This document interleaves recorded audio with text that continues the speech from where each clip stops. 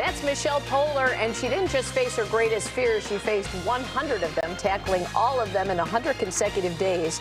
She wrote a book about her experiences, what she learned from them, and how you can apply those lessons in your life. It's called Hello Fears, Crush Your Comfort Zone and Become Who You're Meant to Be. And Michelle joins us now. Good morning. Hello. How are you? Now, some people have fears that are like debilitating, but these sound like some things that are just sort of kind of fun. But the one that I don't understand is going unnoticed for a day. Why is that a fear of yours? Going unnoticed for a day, not having people know who I am or notice me, I think that is, well, it actually inspired me because I was in New York and I saw that a lot of the homeless people were getting unnoticed. And I thought, how would that feel to have people walk by you and not even see you? So I wanted to experience that. But for me, this project was very experiential more than anything. And that was a few years ago. Now I am focusing more on the fears that are limiting people from fulfilling their own potential. What was the hardest, I mean, your biggest fear? I mean, you say you held a snake, you held a tarantula. What was the one that you had the hardest time with? So the last fear that I faced during the 100-day project was speaking in public. Not only in public, but I decided to do a TEDx talk, which meant being exposed real time, like really big, right? So I was there about to go on stage, speak in front of thousands of people that were not only there, but watching online.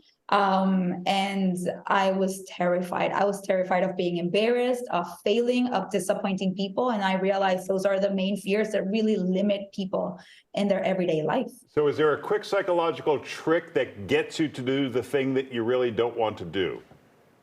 Yes. So whenever we're about to face a really scary situation or something that is outside of our comfort zone, I don't know why and who thought this was a good idea, but people ask you, what's the worst that can happen? But that is actually a really bad question, because when you ask somebody what's the worst that can happen, they only think about the risk. And even though dying may not be one of the outcomes when you speak in public, when you apply for a job, when you raise your hand to suggest an idea and all these things, still we can fail. We can disappoint people. We can get rejected. We can get ignored, right? So I turned that question around and I realized the importance of focusing on the rewards instead of only focusing on the risk. And that's why I invite people to ask themselves, what's the best that can happen? Because when you're about to do something scary, if you focus on the rewards by asking yourself that question, you realize that what you want is on the other side of fear. And that is the only thing that will motivate you to take action. Is there anything you almost backed out of, like, skydiving? Did you not want to jump out of the plane, anything like that? Yes, but I couldn't because I was already on the plane. I already signed a release. So I could not. It was actually cliff jumping. When I was about to jump from a very high cliff into the water, it's harder than doing skydiving, because when you do skydiving, you're attached to someone, right, and you don't have to take that step. But when you're about to jump from a high cliff, you're the one taking the step, and that is way harder. So that day, I was not inspired by all those little kids jumping fearlessly. The little kids were like so eager to jump and I couldn't relate to them. So I was not inspired by them.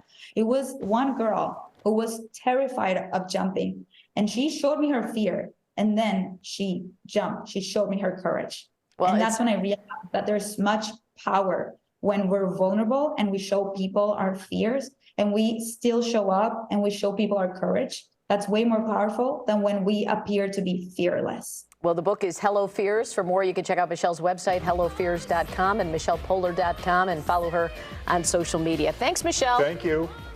Thank you all.